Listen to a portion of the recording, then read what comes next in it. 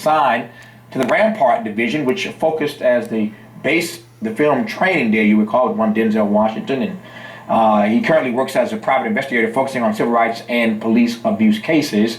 And I am honored to have you all on this program.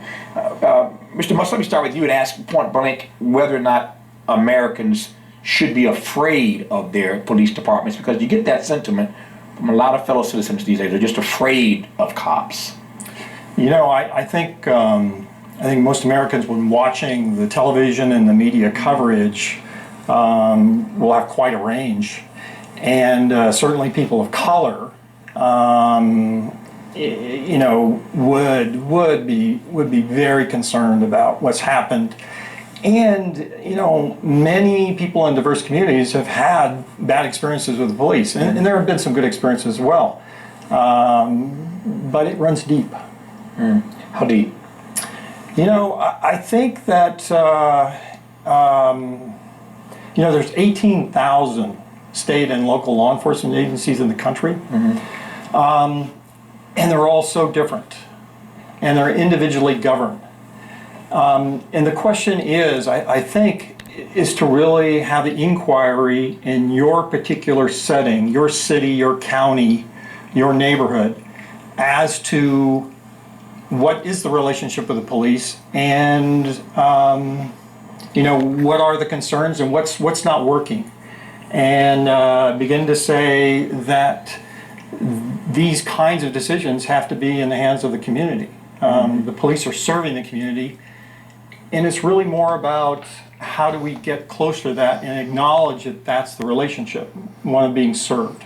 I wonder whether or not, though, sure, you think most cops are comfortable with having their careers placed in the hands of citizen review boards. I mean, one of the things that, you know, those of us who care about this, you've been calling for, is across the board, police departments in every city in this country need to be overseen by civilian review boards. But I get the sense that inside of, or behind that blue wall, that most people behind that wall aren't altogether fans of these citizen review panels. Well, you know, a citizen review panel only has so much power, right? And so we understand that most of what they do is a recommendation to the chief of police, because here in Los Angeles, our chief of police is the ultimate decider in terms of discipline. We have a recent situation with Ezell Ford here, a young mentally ill man who was killed by the police. And they're at odds right now. The police chief feels that the use of force, the deadly force, was acceptable. The police commission has problems with it. And so while they have a problem with it, he's under no obligation to be guided by their recommendation. And he can very easily make the minimal decision in terms of discipline, which would be training.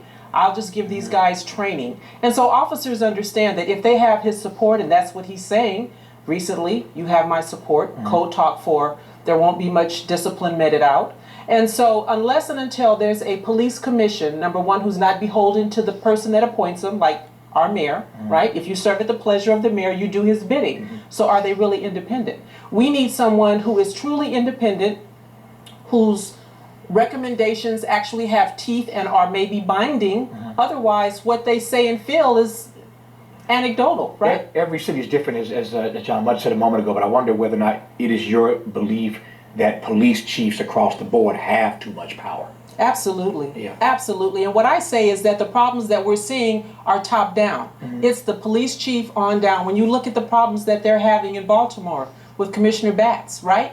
He's a 3-time head of a police department, first here in Long Beach, then in Oakland, and now in Baltimore.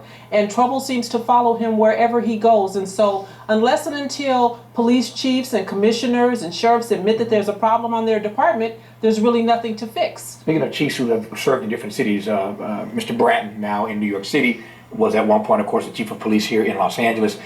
Made some news the other day, I'm sure you all saw, when he suggested that it's hard to find black and brown cops these days because so many of them have records, not just misdemeanors, but felonies on their records. And of course, you can't be a cop if you have a felony. I don't know if you heard that comment, but what's your sense of the difficulty in finding high-quality black and brown cops to serve these days? And I ask that for the obvious reason that perhaps if people looked more like us who are policing our communities, these problems would exist. But again, full circle. If you can't get good black and brown cops because too many have records, what does that leave you? Well, you know, I don't buy into that, first of all. And what does that outreach look like? What does that recruitment look like, right? And then what about those officers who are putting people in the system? Because we know that that goes on. We know that officers generate probable cause and reasonable suspicion to stop you. And then they put you in the system, they give you a number, and it doesn't matter if it doesn't stick, if there's no real reason to hold you, because now you're in the system, right? And so why don't we tackle that? Why don't we stop creating reasons to put these black and brown men in the system and thereby making them ineligible for those kinds of positions? I mentioned Alex Salazar earlier in this conversation, at the introduction for that matter, that you worked in Rampart Division. We all saw the movie Training Day. Denzel won the Academy Award for that, Denzel Washington, for playing that character. It occurs to me that when people citizens see films like that, and see the kind of TV shows that are everywhere, prevalent these days, this stuff doesn't come out of the ether. I mean, these stories are based on some truth somewhere. Right. Stephen Colbert back in the day called it truthiness, but it's based on some sort of truth. To what extent is what we are seeing based upon reality?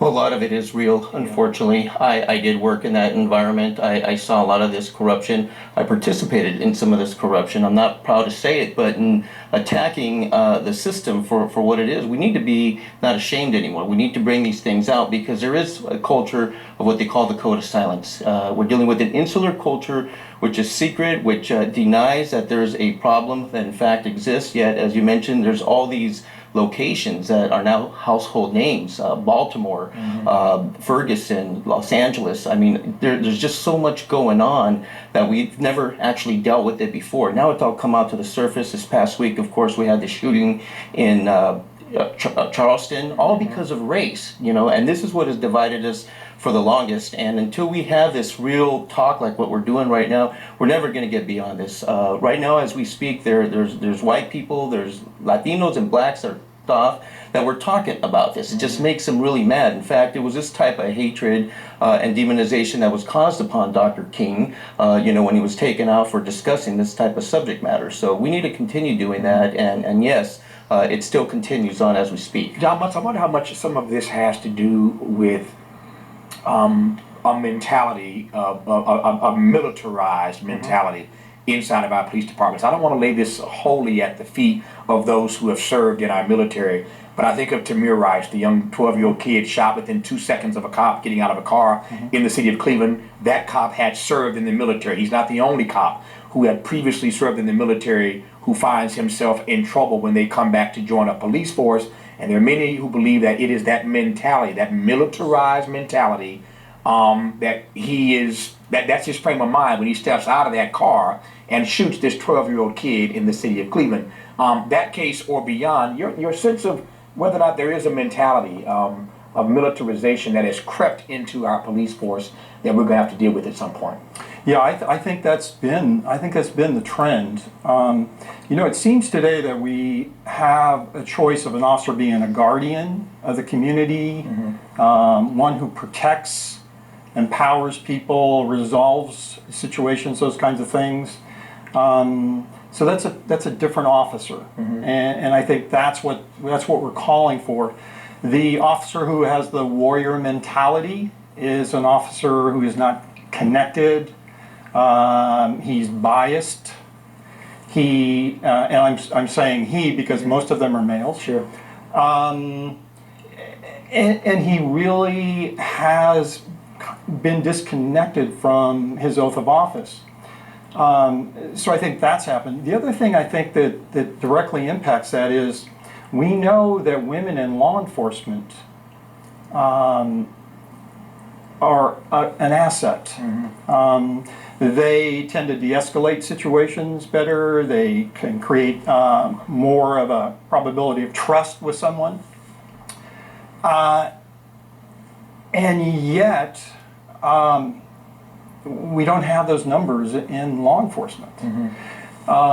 So that's a huge area, and I think that just in itself could begin to alter that trend. I want to share, as the woman on this panel, whether or not you think there is a trend, or there will be a trend of more women becoming police officers. And I ask that in part because we do see that trend of women becoming soldiers. Indeed, now we have women who are fighting in combat as soldiers. I wonder whether or not you think, to John's point, that would be helpful, number one, and whether or not you see that trend line moving in that direction. I don't personally see it moving in that direction, and I think it would be helpful because understand, as a female, I know my limitations, right? And I don't take things personal. Right. I know that I can't beat you up. Right. And so I've got to use other tools and techniques to gain compliance. For me, what I see as a bigger problem is I see officers who are drunk with power. I see officers who are allowed to get away with indiscretions over and over again. I see no accountability. And when you look at everything that's happened nationally, from Tamir Rice with Officer Lohman, who came from another police department, right? Darren Wilson in Ferguson, who came from a police department, was fired from a police department.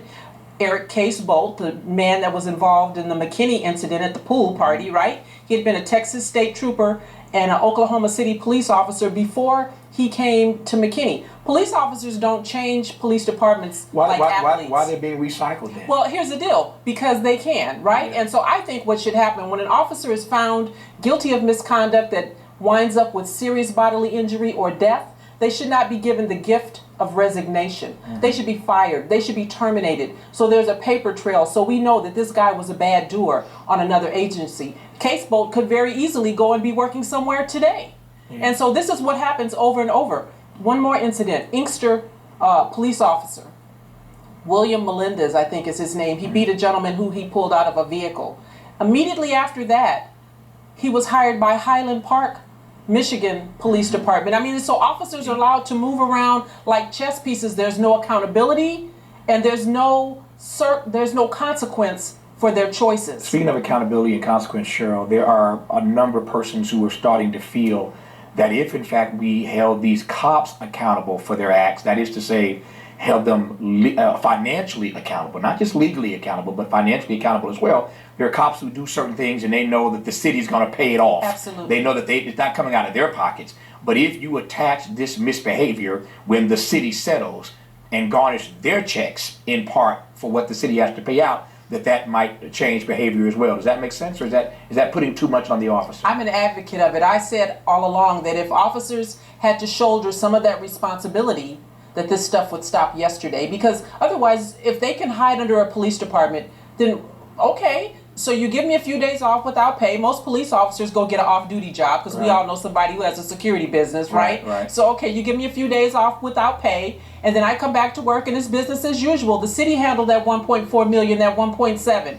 It's all good. But if I had to pay just a portion of that, I'd think twice, and I'm sure others would. Alex, I wonder whether my mind goes back. Let me start here. My mind goes back to the O.J. Simpson case, and God knows I don't want to talk about that again. But I go back to that only because I remember when Christopher Darden, the prosecutor, there was this phrase that was created called the Darden dilemma, and the Darden dilemma essentially meant the quagmire, the conundrum that black prosecutors find themselves in when they have to prosecute black people. It's that Darden dilemma. I'm a black prosecutor. I love my people, but part of my job means having to prosecute these Negroes when they misbehave. I wonder whether cops, black and brown cops, feel the same way. I mean, we're talking about, Cheryl's book is called Black and Blue. It could be brown and blue. And I want to ask you first and then Cheryl whether or not that you start to feel in the environment today, in the culture today, pushback even from your own people, your own black and brown, because they are just sick and tired of the way police departments misbehave. You look at Baltimore, some of these cops that are on trial, or about to be on trial now, are black cops.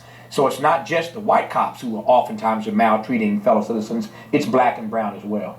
Yes, well, most definitely. I know I had that issue with identity, especially once you go through the military academy or the police academy. You're stripped down, and you're not now taught the police way, that you're going to have your partner's back and everything.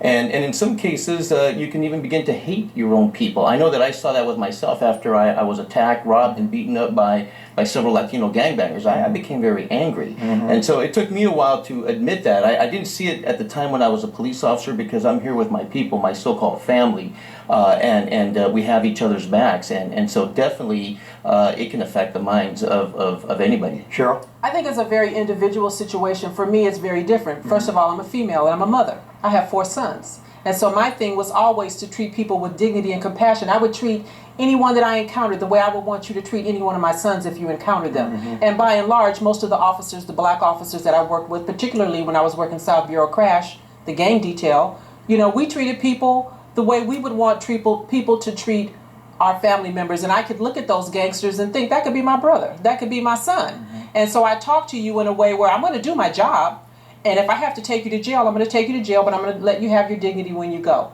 And so there's a fine line. There's a way to do it, right? Yeah. I wonder, John, whether or not, not whether it in fact is the case, it's been documented, but to what extent we have cops dealing with PTSD in the same way that former military vets have to deal with PTSD when they come home. Yeah, you know, that's a area I'm very interested in, and honestly, we don't know. What we do know that is an extremely stressful job. Officers are exposed to horrific kinds of things, and it appears that they don't do well in processing that. And over time, that changes them. We hire these fresh faces that come into law enforcement that are idealistic, wanting to serve, wanting to contribute, and then once they get into the system, something happens to them. And it may be that it's PTSD, you know, we don't know, and we've got to know a lot more about that, because I think we're just, you know, bringing people into the system and we're not supporting them. You know? There are two or three things that have been on the docket for a long time, vis-a-vis solutions to the racism institutionalized in these police departments. So this is nothing new, but I want to throw them out now to get your take on them in no particular order. Number one, training. How much of this has to do with training? For me, I think it has very little to do with training, because officers understand what's allowed and what's not. And what I say is, here in Los Angeles, we have 2 police departments. We have one south of the Santa Monica Freeway, and we have one north. And you know what I'm talking about in the more affluent areas. A lot of cities, not just LA, have that same problem. Right. On one side of town, they police one way. Right. Other side of town, police. Okay. Right. And so officers understand how far to push the button, right? Depending on where they are. And so training has very little to do with it. And again, if there's no consequence for that choice, right? And the other thing that I think is important, because we don't know to what extent PTSD plays a part, is I think officers should be reevaluated psychologically on a regular basis, because we're evaluated initially when we come on, and then that's it. And there's a stigma attached to saying, hey, I need help. And so officers are not going to ask for it. So I think police departments should do that routinely. Training, Alex? No, I'm not saying it's a training thing. I would say it's a cultural thing here, because the police don't ever want to admit when they're wrong. And I myself, I developed PTSD, severe PTSD, where I took out a lot of my anger on my loved ones. When I went home, I started drinking, I had all kinds of issues. And then, of course, when I came to work, you know, I would snap sometimes. And that's where you get that heavy-handed, angry officer who is a human being with mental issues, and you got these kind of demons out there that are out there also developing racist, you know, outlooks, bigoted outlooks, and that's what you know causes these crazy inflammatory situations where you have a cop that is sick with PTSD, and then he also has racism issues. Another issue on the docket for quite some time. Some cities have actually moved to do this, others have not. Maybe more should, John Mutz, and that is having officers live in the communities where they serve, so that they are invested in those communities. Yeah, I think that's raises our probability of service and connection to the community. What we do know is it's dangerous to have an officer who is disconnected, lacks cultural sensitivity, probably is in his or her 20s. So we've got to attend to that. Yes, I think today we're calling for officers to be connected to their communities, and if they can't, the job's not for them. Yeah. Sure. What do you say to those people who can't make the distinction between this notion that some advance, that black folk in particular are anti-police, versus anti-police abuse? Well, you know, I mean, clearly, there's a segment out there who's anti-police, right? Because we're seeing, much like the news will show you, that small minority of black people who are misbehaving, and therefore others think that that's all black people. And so when you see a small minority of police officers, and I believe that to be true, who are misbehaving, people think that that's police everywhere. And I know that it's not, and my panel mates know that it's not. And so I think there has to be a concerted effort made by police departments. You know, community-based policing is a great way to do that, to get out there and engage and interact with people and let them see that I'm just a regular person who just puts on a uniform. So training may not be the end-all be-all, but I am curious as to how much training, how much officers get vis-a-vis mediation. Because it seems to me that so many of these incidents that we have seen on the news of late that have led to the deaths of people are situations where anybody with a different approach could have mediated their way out. Eric Garner, for selling cigarettes, did not need to be dead. That's right. Tamir Rice, a 12-year-old kid with a play gun, did not need to be dead. It seems to me that some of these situations require mediation. And again, I'm not saying anything that anybody in Black America hasn't already heard over the last few days. Look at how, Dylan Roof got treated by the cops in Charleston, South Carolina, in North Carolina. Yeah. They come with, son, step out of the car. I know you got to get step out. I mean, look at how he gets treated versus how Eric Garner or Michael Brown. And so they're Black folk, in communities of color talking about this all day long.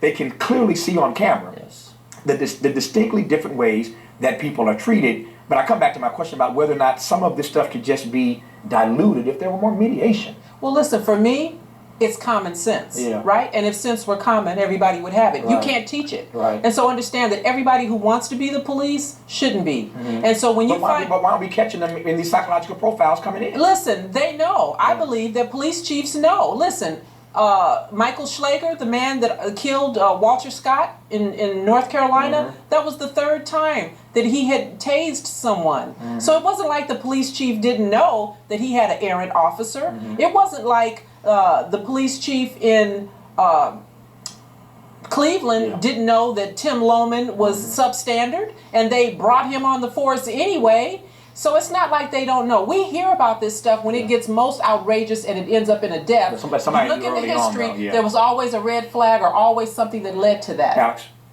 Well, again, it's that mindset that's perpetuated upon the young officer. They almost become cyborgs, not able to think for themselves. And so we know that that's, again, not the whole segment of police officers out there, but there's this mindset that they can act like cowboys, take no names. They live by mantras like better be tried by 12 than to be carried by 6. And they're not afraid. It's very arrogant. But that's the white supremacist mindset. And that's what we're dealing with many of these police departments where we're now learning that there's a large KKK infiltration within these departments that, of course, these people don't care for blacks or minorities. So much more to talk about. We just scratched the surface tonight, but we will continue to have this conversation as time warrants on PBS. Tonight we thank Alex Salazar and John Mutz and Cheryl Dorsey. Thank you all for being on the program. Thank you for the work that you're doing ongoing. Good to have you on the program. Thank you. That's our show for tonight. Thanks for watching, and as always, keep the faith.